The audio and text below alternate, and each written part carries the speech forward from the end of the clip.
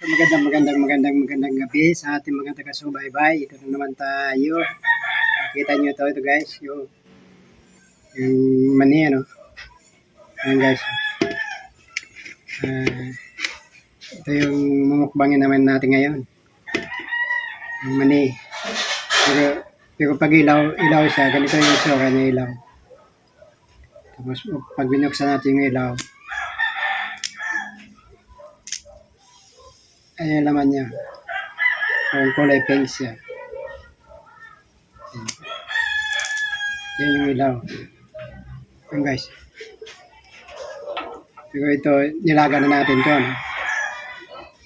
Ano? Kulang 3 hours yung laga natin para lang ano. Yan, iba na yung kulay niya.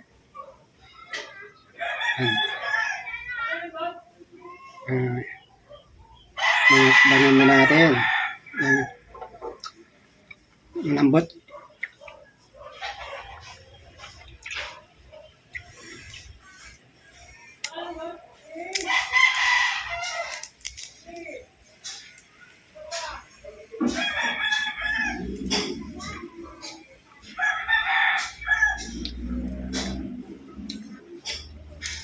Ito pala yung ginagawa ng mga ano. Sa hindi pa nakakaalam, ito yung ginagawa ng peanut butter. No? Yung ginigiling tapos ginagawang pangalo sa kare-kare. Ito na yun.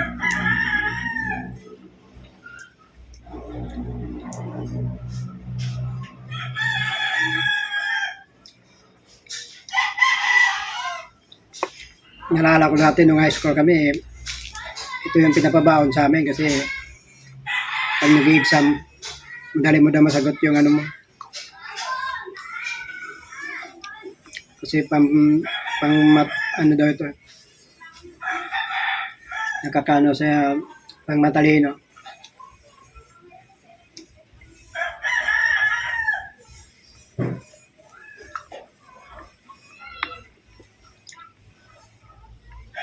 Lambot.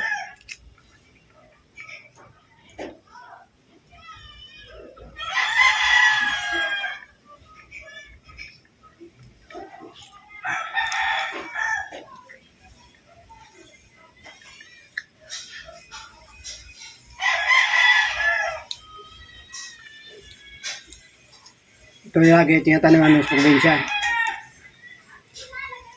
Tapos, kailangan ito itanim nyo sa ano, sa malambot na lupa. Kung saan tinatanim mo yung labanos, doon mo rin itanim dito kasi para madali lang sa bunutin.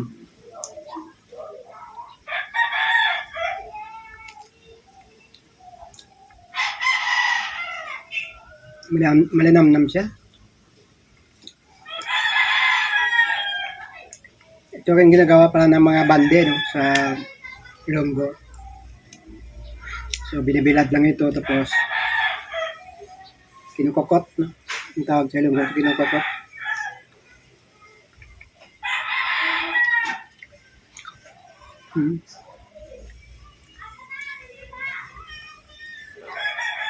Katulad ito yung manipes.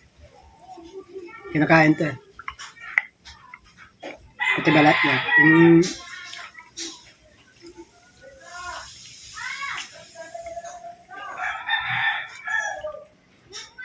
Yung wala pa siyang laman, nga puti.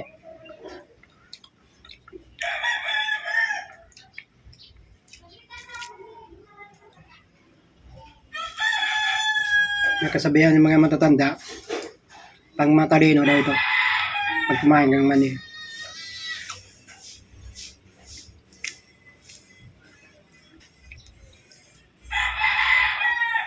Yummy.